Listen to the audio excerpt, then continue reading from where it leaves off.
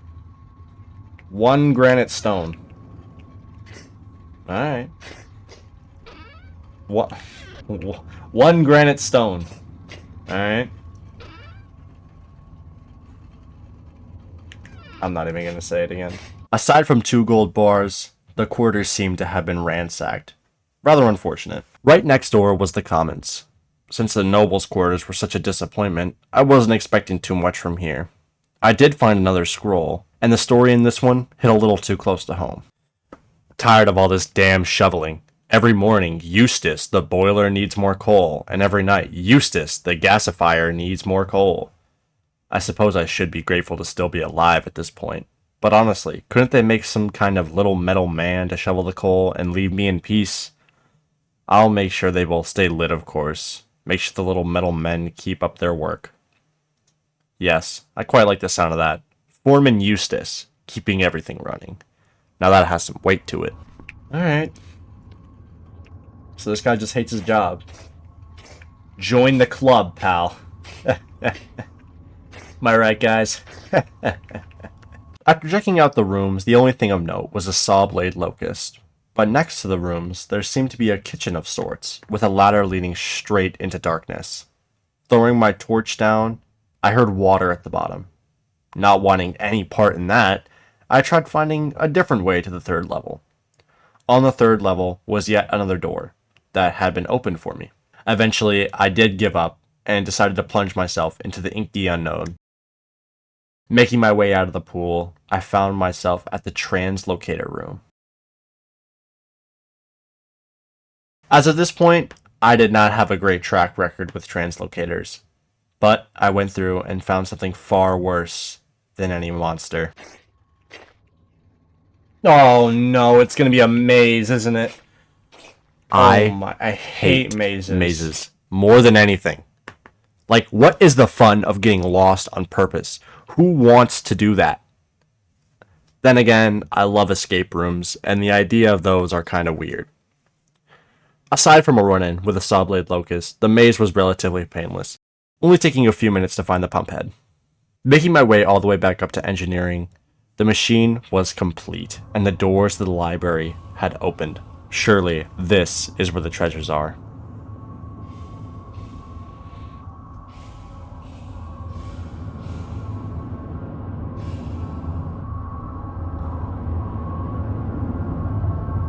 Unfortunately, a large boulder had blocked my path into the library, so I stared down a pit. Healing up and jumping in, I came face to face with the he that Ibrahim was talking about. The immobilized Eidolon. Man, this guy sucks. Whoa! Dude, that attack is so BS. Okay. Oh, no, let me up there.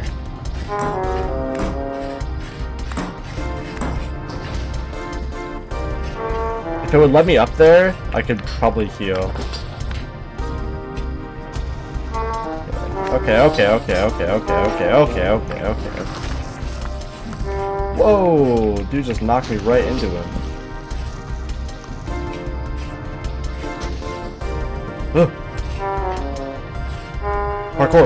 Parkour! Is there like invisible walls that I can't see? Okay, I need to lock in. These are so annoying.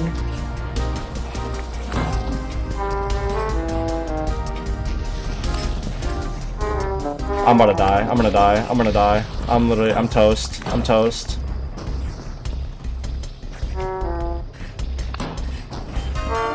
I'm literally toast. Yeah. Luckily, I planned this would happen, and I set my spawn point before going in. Don't do no bullshit. Don't tell me he regened all his health while I was gone. Okay, good. Where even is my stuff? It's right here.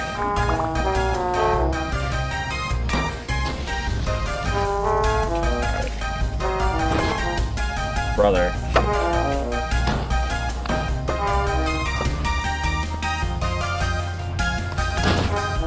Brother.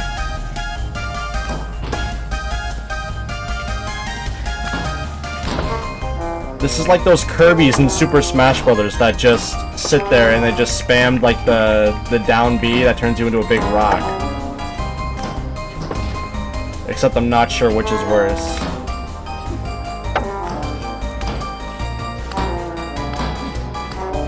Yes! Okay, I'll take care of these little freaks. And hopefully, if I die to these locusts, I'm actually gonna put a hole through my monitor.